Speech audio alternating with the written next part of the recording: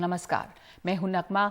Ukraine पर रूस के चौतरफा हमले का ये चौथा दिन है और लगातार युद्ध जारी है। यूक्रेन की राजधानी है कीव, जहां पर सुरक्षा बल, जो यूक्रेन के सुरक्षा बल हैं, वो रूसी सैनिकों से भिड़े हुए हैं।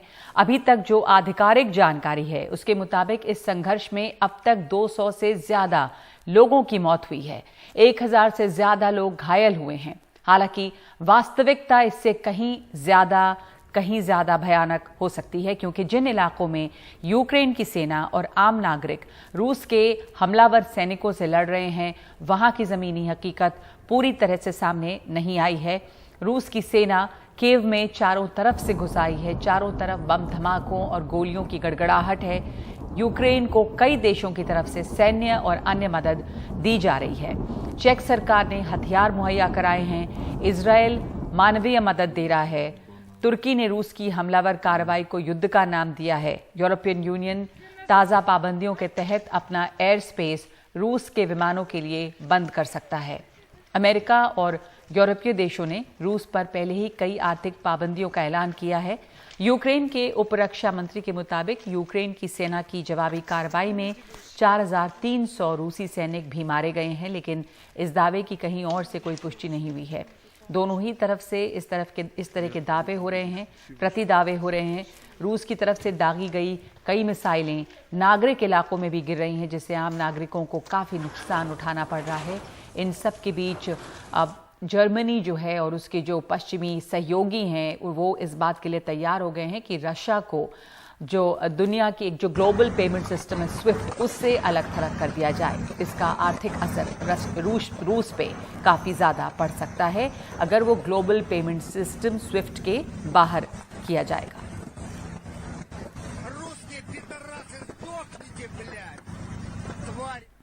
और आपको सीधे ले चलते हैं, इस वक्त मिनिस्ट्री ऑफ एक्सटर्नल अफेयर्स की ब्रीफिंग चल रही है, जहां पर हर्षवर्धन श्रृंगला जानकारी दे रहे हैं। And down with Romania and Moldova. These are where our teams are located. They keep going in and out of Ukraine, but they are along the border areas there. Next, please. These are all the flights that you have. You see, 4 flights have already concluded. 4 flights have either brought or bringing people back as we speak. There are another 2 flights which are, going to be leaving tonight and tomorrow. And there is a range of flights. If you can go to the next also. It comes on it. Yes. Yeah. So there is a range of flights that we have already scheduled, and essentially our plan is to ensure that as we have a number of our citizens in any of the points that are there, a flight is ready even before they get there. So the idea is to minimize the time that they have to spend at the airport. We have, through our Ministry of Civil Aviation and with the cooperation of all the airlines, organized a number of aircraft that are ready to go at short notice, pick up our citizens and bring them back to Delhi. So we also wanted to give you a sense that the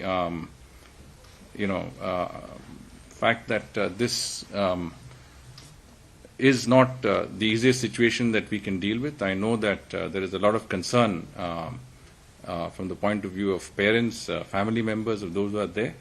The Ministry of External Affairs, under the direct supervision of the External Affairs Minister and the overall guidance of the Prime Minister, is doing everything possible to make sure that the safety, security and the interests of our citizens in Ukraine are given the highest priority. The essential points that we wanted to make was that we are innovating on the ground as we speak. We are taking the steps necessary that would ensure that we have the best possible options before us as we keep moving along.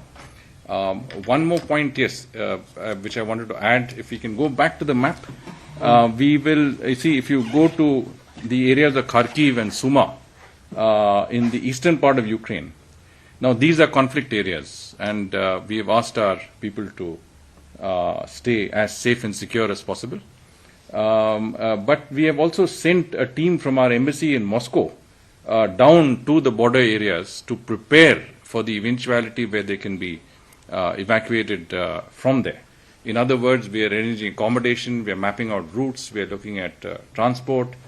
So we are doing what we can to get them out as and when we can. I already mentioned that the International Committee of the Red Cross is also working with us, and they will also be on the ground there. This is a conflict zone, and we have to be very cognizant of that factor. But my conversation with both the Ukrainian as well as the Russian ambassadors was reassuring, and I think I got every sense that we will get their fullest support when it comes to the interests and well-being of our citizens in Ukraine. I will stop there. Thank you very much, sir. That was a very comprehensive presentation. I'm sure I can see some hands going. Take a few questions. Let me start with this, since you raised your hand first. Neeraj Pratap. Sir, Neeraj, News 18.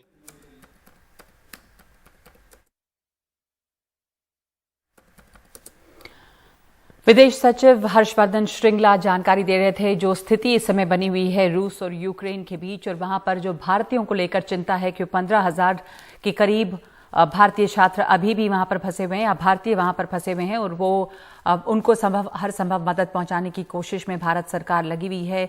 विदेश सचिव हर्षवर्धन श्रृंगला ने यह भी जानकारी दी कि international society of red cross भी भारत के साथ इस समय काम कर रही है, और कई प्लेन आज आए हैं, कुछ 2 और प्लेन आज रवाना हो रहे हैं, और भारतीयों को ये भी कहा गया है कि वो पश्चिम की तरफ बढ़ें ताकि वहां से उन्हें निकाला जा सके।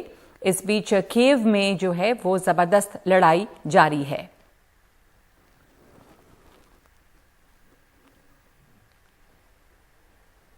न सिर्फ राजधानी कीव में बल्कि यूक्रेन के दूसरे बड़े शहरों में जैसे खार्किव जैसे शहरों में काफी लोग जान बचाने के लिए बंकरों के अंदर छुपे हुए हैं। खाने पीने की परेशानी तो है ही सबसे ज्यादा खतरा कि इन रिहायशी इलाकों में भी युद्ध छिड़ गया है और मिसाइलें गिर रही हैं। कई लोग बीमार हो रहे हैं। ऐसे हालात में बीमारों को इलाज पहुंचाने की कोशिश भी की जा रही है।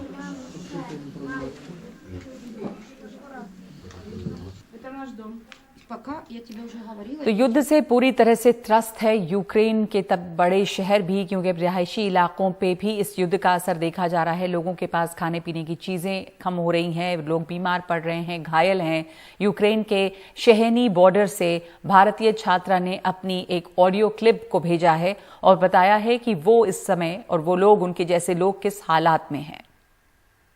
खोला था, यूक्रेनियंस को घेर लिया था और सिर्फ यूक्रेनियंस को अंदर भेज रहे थे। हम लोग ने बाद में काफी प्लीड किया हमारे साथ, हमारे इंडियन बॉयज ने काफी प्लीड करने के बाद उन्होंने सिर्फ इंडियन गर्ल्स को पहले एक्सेप्ट किया, और उसके बाद पुलिस आई और पुलिस ने बहुत मारा इंडियन बॉयज को मारने के बाद दे इवन टॉर्चर्ड बॉयज। और टॉर्चर कैसे किया, जिसको आस्थमा था उसको स्टम करके हम सबको दिखाया कि हाउ ही इज ब्रेथलेस। उसके बाद रात को आई थिंक अराउंड 11-12 बजे और यहाँ पे आने के बाद जो गार्ड्स थे उन्होंने बाद में लाइन में हम लोग अंदर गए, तो अंदर वीजा में देयर इज सम गेम, कुछ तो जो आपको खेलना है, हंटर गेम करके, मुझे नहीं पता वो क्या होता है। उधर जाने के बाद वो रॉड लेके खड़े थे, गन लेके खड़े थे, और फिर उसके बाद हमें उन्होंने बोला कि this is you have to, आपको ये गेम खेलना है, उससे वीजा मिलेगा। और जो लोग वहाँ पे थे उनको लात से मारा है, हाथ से मारा है, लड़का लड़की कुछ नहीं देख रहे यहाँ पे। बहुत ही भयानक और दुख भरी ये बात जो आपने सुनी, ये बयान, ये दास्तान जो बयान कर रही हैं वो छात्रा हैं जो कि यूक्रेन में फंसी हुई हैं। उन्होंने अपनी ऑडियो क्लिप किसी तरह से भेजी है, किस बेरहमी से वहां पर कुछ भारतीय छात्रों को टॉर्चर किया गया, जबकि भारत सरकार लगातार इसमें लगी हुई है कि कैसे वहां से लोगों को निकाला जाए। और काफी विमान पहुंचे हैं, 709 लोग जो स्टूडेंट्स हैं वो लौटे हैं, उसके पहले भी निकाला गया वहां से और अभी भी कोशिश जारी है। लेकिन ये एक भयानक खबर है कि वहां पर भारतीय छात्रों को भी टॉर्चर किया जा रहा है पुलिस के द्वारा। खार्किव में काफी छात्र फंसे हुए हैं जो वीडियो संदेश भेजकर वहां के हालात के बारे में बता रहे हैं।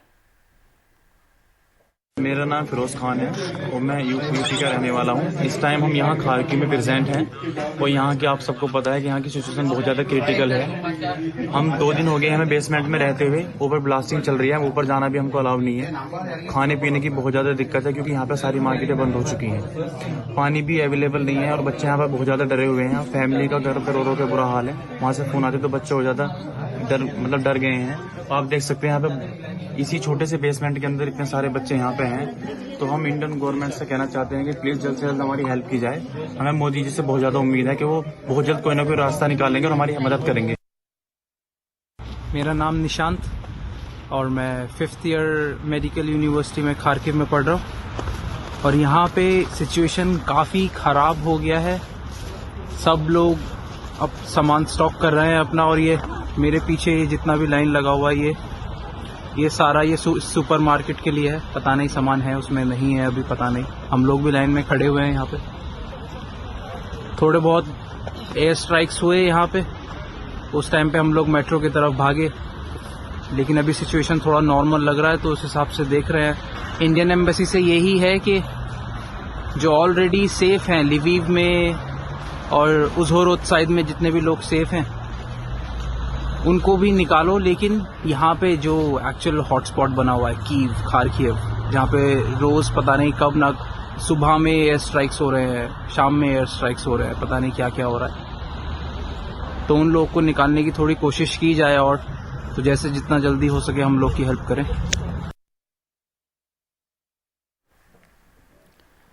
और इसी तरह के लगातार अलग अलग जगहों से रिपोर्ट्स आ रही हैं। संघर्ष यूक्रेन के कई शहरों में जारी है। इनमें कई शहरों में भारत के करीब 15,000 नागरिक फंसे हैं, जिसमें छात्र छात्राओं की ज्यादा तादाद है। यूक्रेन के सुमी शहर में कई भारतीय छात्र हैं जिन्हें बहुत सारी परेशानियों को झेलना पड़ रहा है। डिपार्टमेंटल स्टोर में राशन ना के बराबर है। सबसे करीबी जो बॉर्डर है वो रूस का है। यही वजह है कि इन छात्रों को निकलने में परेशानी हो रही है। सुमी के हम अभी एटीबी में हैं। हम आपको दिखाते हैं कि यहाँ पे क्या इंडियन स्टूडेंट जो है वो क्या क्राइसिस फेस कर रहे हैं। आप यहाँ पे हमारे पीछे जो देख रहे हैं इसमें पहले ब्रेड हुआ करता था, पर आज ये सारी खाली है। और भी आगे चलते हैं, आप यहाँ देख सकते हैं कि हर जगह सारे फूड के क्राइसिस है, कुछ नहीं। यहाँ पे ये ब्रेड का जोन था, इसमें भी सारे खाली हैं। अगर हम इधर देखें, इधर आप देख सकते हैं यहाँ भी सारे खाली हैं। और अगर बात करें जो हम जनरल यूज का जो हमारे सब्जी होते थे, आलू प्याज, आप यहाँ पे देख सकते हैं इसका क्या कंडीशन है। इधर से मैं दिखा रहा हूँ, आप यहाँ देखें, इसमें बस सड़ा सा 2-3 प्याज बाकी है। और इधर भी वही हाल है, ना आलू है ना प्याज है। यहाँ पे आलू हुआ करता था, ये भी सारे खाली हैं।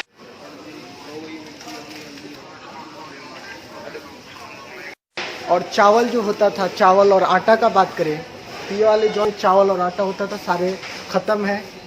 इधर भी सारे ख़त्म हैं। और यहाँ पे भी मसाले वगैरह ये सब हुआ करता था, यहाँ पे ये भी सारे खाली हैं। तो सिर्फ फाइनली यहाँ पे जो हमें मिला, सिर्फ आप यहाँ से बिस्किट, चॉकलेट और कुछ ले सकते हैं, पर जो डेली यूजेज का सामान होता है जैसे चावल, दाल, आटा, आलू, तेल, नमक, दूध, ये सारे चीज़ नहीं थे।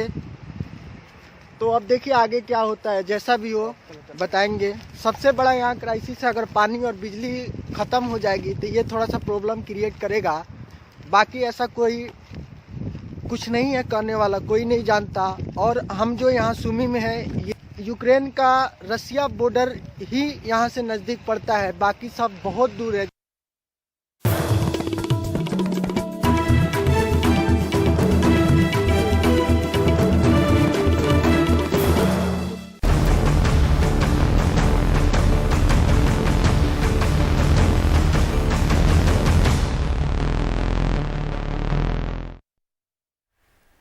यूक्रेन में आज रूसी हमले का चौथा दिन है। यूक्रेन ने रूस को अंतर्राष्ट्रीय कोर्ट ऑफ जस्टिस जो कि हेग में है वहां पे घसीटा है और ये मामला जो है वो अभी भी उलझा हुआ है। इस बीच कुछ बातचीत की पहल भी हुई है, लेकिन वार्ता को लेकर अलग अलग दावे हैं। बेलारूस में दोनों देशों के बीच बातचीत होगी, ये रूस का दावा है बेलारूस में, लेकिन यूक्रेन जो है वो बातचीत के लिए तैयार नहीं है, क्योंकि यूक्रेन का कहना है कि बेलारूस की सेना रूस की सेना के साथ मिलकर लड़ रही है। बेलारूस की जगह कहीं और वार्ता की जाए, ये ज़ेलेंस्की का कहना है। वो वॉर्सो की बात कर रहे हैं और कई और जगहों के नाम सुझाए हैं। उन्होंने कहा है कि वार्ता वहां हो जहां से मिसाइल नहीं आते हैं। गोमेल में बातचीत की पूरी तैयारी है, ऐसा बेलारूस ने कहा है।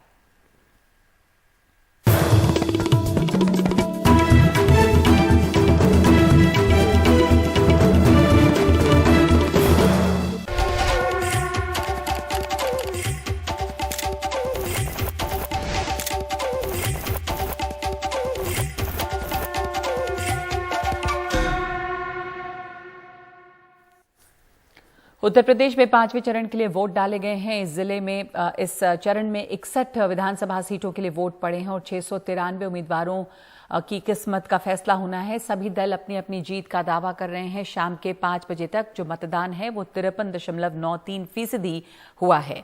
और हमारे साथ इस वक्त जुड़ रहे हैं वरिष्ठ पत्रकार उमाकांत लखेड़ा। स्वागत है आपका। ये 5वां चरण है चुनाव का। इस में वो इलाका आता है जहां पे राम जन्मभूमि और राम जब वनवास गए थे तो वो तमाम जगह ये सब इसमें ही आती है। और लगातार बीजेपी की कोशिश रही है कि ये मुद्दा जो है वो केंद्र में रहे उनकी राजनीति के। पिछली बार तो जो चुनाव वो 2017 में हुआ था उसमें बीजेपी ने बहुत ही अच्छा प्रदर्शन किया 61 सीटों में। इस बार जाहिर हो सकता है कि कुछ सीटें कम हों। आपको क्या लगता है कि इस 5वें चरण में क्या खास बात दिख रही है? आपको लगता है कि मुकाबला बाइपोलर ही है बीजेपी और सपा गठबंधन के बीच? जी जी, देखिए नगमा जी, ये जो चुनाव है ये इसमें पूरी ताकत भारतीय जनता पार्टी ने झोंकी हुई है। उनका जो राम मंदिर का जो सबसे बड़ा मुद्दा है जिसको वो पिछले 1 साल से पकाने की कोशिश कर रहे थे, पोलराइज करने की कोशिश कर रहे थे, वो वक्त वो घड़ी आज है, आज हो चुकी है। अब तो लगभग मतदान खत्म हो चुका है। लेकिन मुझे ऐसा लगता है कि इस चुनाव में और ये जो पूरा क्षेत्र है 61 सीटों वाला जो क्षेत्र है इसमें भारतीय जनता पार्टी को 2017 के चुनाव में भारी जन समर्थन मिला था। लेकिन इस बार कोई भी आंकड़ा, इवन भारतीय जनता पार्टी के जो भीतरी आंकड़ों से विश्लेषण करते हैं या उनसे बातचीत होती है तो वो कभी नहीं ये दावा करते कि 2017 का वो जो उनकी परफॉर्मेंस थी उसको दोहराने जा रहे हैं। तो भारतीय जनता पार्टी के पास खोने को बहुत कुछ है, क्योंकि जो जातियों का जो छोटी छोटी जातियों जो धार्मिक जो पोलराइजेशन करने की भारतीय जनता पार्टी ने कोशिश की थी वो खेल उसके हाथ से काफी तो कुछ खिसकता हुआ जा रहा है। इस बार जी कई दिग्गज भी हैं इस बार। खुद केशव प्रसाद मौर्य, आपको क्या लगता है कि उन्हें भी काफी मेहनत करनी पड़ेगी इस बार चुनाव में, क्योंकि बीजेपी का बहुत अच्छा प्रदर्शन रहा लेकिन खोने को बहुत कुछ है? इस बार मुकाबला कड़ा है वहां पे भी और पल्लवी पटेल बहुत अच्छा लड़ रही हैं। जी जी, प्रतिष्ठा, देखिए प्रतिष्ठा सबकी दांव पे लगी है। कांग्रेस का रायबरेली, अमेठी, सुल्तानपुर जो कांग्रेस के बड़े मजबूत गढ़ माने जाते थे वहां पर भी भारतीय जनता कांग्रेस जो है उसकी प्रतिष्ठा क्या रिवाइव करेगी कांग्रेस? क्या पूर्वांचल में ये जो मजबूत गढ़ है उसके क्या वहां से वो कुछ नया सूरज उगेगा कांग्रेस का? ये भी काफी कुछ यहाँ निर्धारित होना है। और समाजवादी पार्टी जो कॉर्नर करने की कोशिश कर रही है, देखिए भारतीय जनता पार्टी को 2017 के चुनाव में लगभग 50% से ज्यादा वोट हासिल हुए थे इस इलाके में और उनको 3-4 सीटों को छोड़ के मुझे लग रहा है कि 50 से के करीब सीटें भारतीय जनता पार्टी के गठबंधन को भारतीय जनता पार्टी गठबंधन को हासिल हुई थी।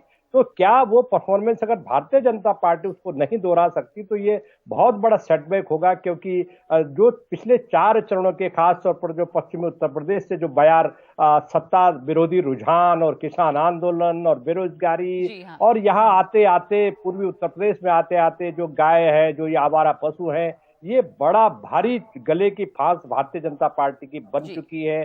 क्या मतदाता आकलन करेगा इन सभी चीजों का? क्योंकि देखिए कोविड के बाद जिस तरह से अस्पतालों की स्थिति थी, ऑक्सीजन सिलेंडर, हर एक परिवार से हर एक के किसी का मित्र खोया है, किसी ने रिश्तेदार खोया है, भाई पिता भाई भतीजा। तो ये जो त्रासदियां हुई हैं, क्या ये त्रासदियां लोग भूल जाएंगे मतदान करने से पहले? ये बहुत बड़ा जी, आप सही कह रहे हैं कि इन त्रासदियों को क्या लोग भूल पाएंगे, और बीजेपी के पास खोने के लिए काफी कुछ है सवाल, लेकिन यह है कि क्या सपा गठबंधन इसका कितना फायदा उठा सकती है। और ये आवारा पशु का मुद्दा, बाकी विश्लेषक और बाकी पत्रकार जो इन इलाकों में गए हैं वो यही कह रहे हैं कि एक बड़ा मुद्दा है। धन्यवाद आपका इस आंकलन के लिए, इस चर्चा के लिए। इस समय एक ब्रेक ले रहे हैं हम।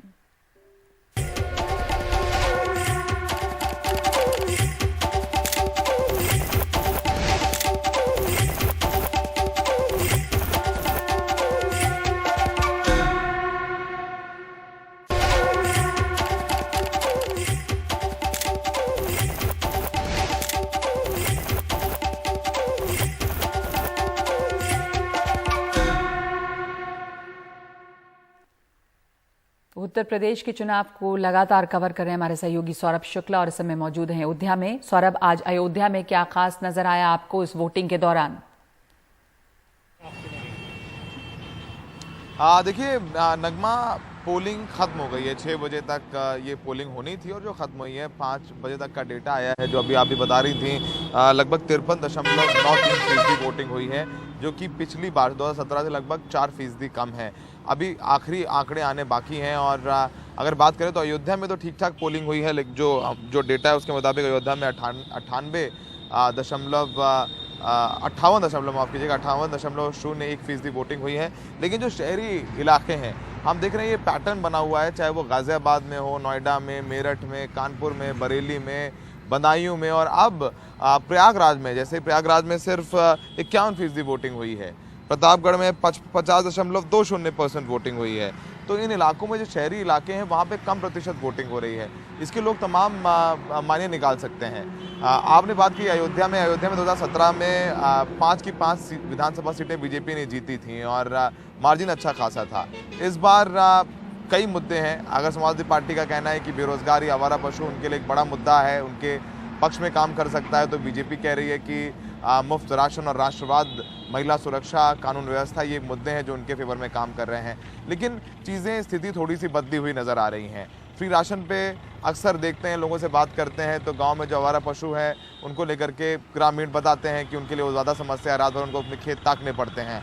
फ्री राशन मिल रहा है, लेकिन अगर उनके खेतों में ज़्यादा नुकसान हो जाता है तो उनका नुकसान ज़्यादा का है। रोज़गार एक बड़ा मुद्दा है। युवाओं का कहना है कि पिछले 3 साल से सेना में भर्ती नहीं आई, टीईटी का पेपर लीक हो जाता है, इम्तिहान होते हैं तो रिजल्ट नहीं आता। तमाम ऐसे मुद्दे हैं जिसको लेकर के लोग बात कर रहे हैं। अगर अयोध्या की बात करें तो वेद प्रकाश गुप्ता ने पिछली बार पवन पांडे को 50,000 वोटों से हराया था। इस बार योगी आदित्यनाथ ने भी रोड शो किया और अखिलेश यादव ने भी रोड शो किया है। योगी के समर्थक कह रहे हैं उनका रोड शो अच्छा था, अखिलेश के समर्थक कह रहे हैं उनका रोड शो अच्छा था। किसका वोट मिलेगा ये 10 मार्च को पता चलेगा। लेकिन इस बार जमीन पर ऐसा क्लियर नहीं कह सकते हैं कि एज किसको है। बराबरी की लड़ाई है, कांटे की लड़ाई है, और 10 तारीख को पता चलेगा कि नतीजा क्या रहेगा। लेकिन लोगों ने राम मंदिर के नाम भी वोट किया है, तो वहीं हमने देखा है युवाओं ने बेरोजगारी को लेकर के भी वोट परिवर्तन की बात कर रहे हैं। जी, धन्यवाद आपका सौरभ। ये दिख रहा है जमीन पे कि लोग वोट परिवर्तन की बात भी कर रहे हैं, और बेरोजगारी और आवारा पशु ये एक मुद्दा है इस चुनाव में। जमीनी मुद्दे जो हैं वो यही हैं। धन्यवाद आपका। उत्तर प्रदेश में 5वें दौर की वोटिंग हुई है, और इस समय इस बुलेटिन में इतना ही। नमस्कार।